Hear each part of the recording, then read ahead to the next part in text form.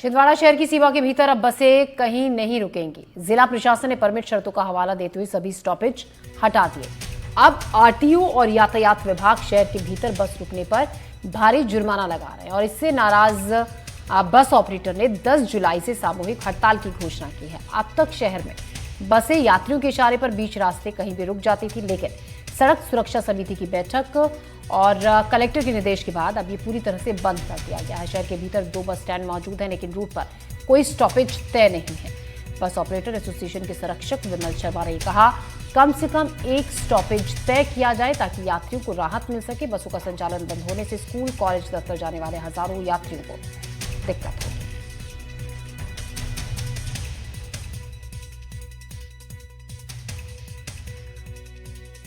छिंदवाड़ा बस एसोसिएशन के सदस्य, संरक्षक, उपाध्यक्ष और समस्त मोटर मालिक जो हम लोगों ने एसडीएम साहब को ज्ञापन दिए थे कि हम 9 तारीख से हड़ताल पे जाएंगे, तो हमारे एक वरिष्ठ बस ऑपरेटर की अचानक तबीयत खराब होने के कारण हम लोग थोड़ा सा असमंज में हैं और हम लोग जो है हमारी जो आपसी सामंजस्य बना है कि हम लोग अगर हमारे प्रशासन ने मांगे नहीं मानी तो हम 10 तारीख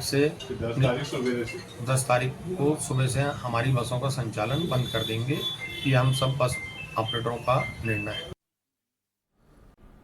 ग्वालियर का एक गांव ऐसा है जहां पर सड़क के अभाव में लड़कों की शादी नहीं हो रही। दूसरे गांव के लोग अपनी बेटियों को इस गांव में भेजना नहीं चाहते। मामला है भीतरवार के नया गांव का। 1300 की आबादी वाले इस गांव में करीब 150 परिवार ऐसे हैं। इनमें से 45 युवा अविवाहित हैं, जिनमें से कई तो 40 की उम्र को पार कर चुके हैं। लोगों के मुताबिक गांव में अप्रोच रोड नहीं होने की वजह से गांव का रास्ता जलमग्न रहता है। ग्रामीण विधानसभा चुनाव का बहिष्कार भी कर चुके हैं, लेकिन इसका भी अधिकारियों पर कोई असर नहीं पड़ा। हमारा मामला सर ये रोड की समस्या है। आज से 22 साल से रोड बिल्कुल ग्रस्त पड़ा हुआ है जी, और कई घटना हो चुकी हैं। प्रशासन से, राजनीतिक लोगों से भी हम निवेदन कर चुके हैं। 15 साल कांग्रेसी विधायक रह चुके हैं, उनसे भी निवेदन किया। इससे पहले बीजेपी की विधायक भी रह चुके हैं, उनसे भी हमने निवेदन किया।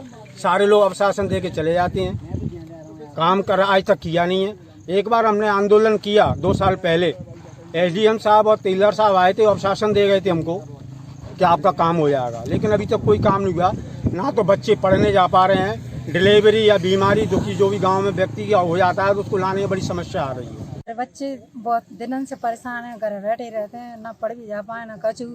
दिन में 3-3, 4-4 बार आने पड़ता है, तो भाई में पानी की मारे घर ही रखेगा। बीमार हो गई, दवाई अभी कहाँ से आ रही हैं आप अपनी बहू के लेके? हम बाजार से दवाई लेके। कैसे आए आप लोग?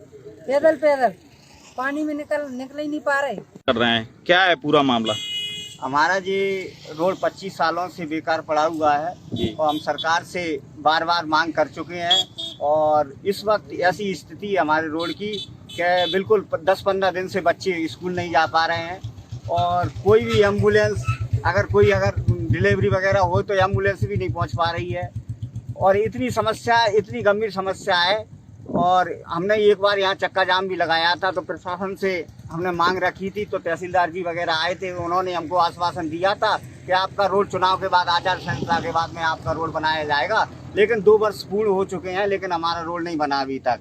हम शासन प्रशासन से यह मांग करते हैं कि हमारा रोड जल्दी से जल्दी बनाया जाए, क्योंकि हमें बहुत सारी परेशानियों का सामना करना पड़ रहा है।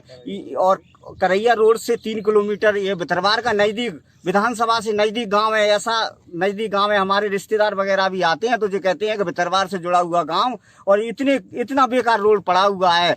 25 लड़के तो हमारे यहाँ, 25-30 लड़के तो हमारे यहाँ मतलब अब आवित हैं। हमें मार्गदर्शन दिया है, वो टीएस करवा रहे हैं, ये साल की बात हो गई है। आप क्या क्या काम कराने वाले हैं? पुलिया बनवाएंगे, उसमें मरम का भी है, उसमें मरम लगाएंगे। अच्छा, ये कहाँ से कहाँ तक का रहेगा रोड? नेगांव में रहेगा, नेगांव गाँव में। अच्छा, तो पुलिया मतलब कितनी जगह पुलिया डलने वाली हैं? एक जगह डोलते हैं ना, 2 डोलते हैं।